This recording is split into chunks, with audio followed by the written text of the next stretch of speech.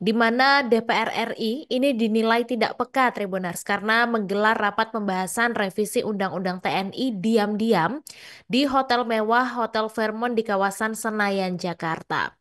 Jadi, pengamat Militer Institute for Security and Strategic Studies, Hairul Fahmi menyoroti soal dasar hukum pelaksanaan rapat DPR adalah Peraturan DPR Nomor 1 Tahun 2020 tentang tata tertib, di mana Fahmi mengatakan dalam peraturan itu disebutkan bahwa rapat DPR ini umumnya dilaksanakan di dalam gedung DPR, tetapi bisa dilakukan di luar gedung atas persetujuan pimpinan.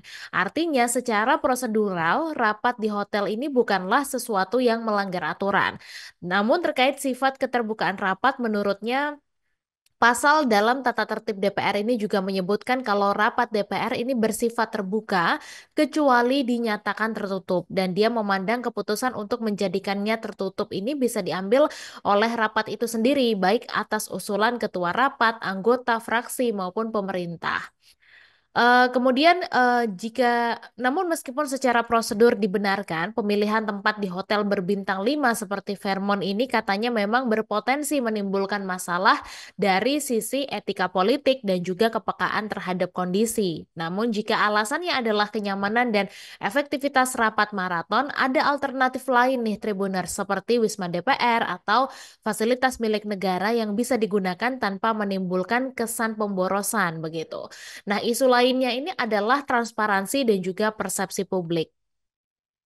Di mana ketika pembahasan revisi Undang-Undang TNI sudah mendapatkan sorotan, keputusan untuk menggelar rapat secara tertutup apalagi di hotel mewah ini memang potensial memperkuat prasangka, di mana keputusan itu memicu spekulasi dan juga kontroversi yang bisa mengalihkan perhatian dari substansi revisi itu sendiri.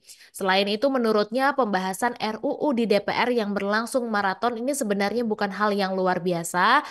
Di dalam tata tertib, DPR memang memiliki tenggat waktu ketat untuk menyelesaikan legislasi, terutama jika RUU tersebut masuk dalam daftar prioritas. Namun dalam kasus revisi Undang-Undang TNI ini munculnya kesan bahwa prosesnya berjalan terburu-buru. Sebenarnya hal itu bukan hanya karena durasi pembahasannya begitu ya, melainkan karena kurangnya akses informasi dan juga partisipasi publik. Dan dia juga mencatat Menteri Pertahanan mewakili pemerintah ini sudah pernah menyampaikan poin-poin dalam daftar inventarisasi masalah dari pemerintah untuk menjadi dasar pembahasan dalam revisi ini. Namun karena DIM itu adalah surat yang secara resmi dikirimkan pemerintah ke DPR, kewenangan publikasi dan pembahasannya lebih lanjut ini berada di tangan DPR. Dan sejumlah anggota DPR juga sudah memaparkan beberapa hal krusial yang dibahas, akan tetapi menurutnya itu ternyata belum cukup untuk menghilangkan kesan bahwa ada bagian dari pembahasan yang dianggap kurang terbuka bagi publik. Download Tribun X sekarang, menghadirkan lokal menjadi Indonesia.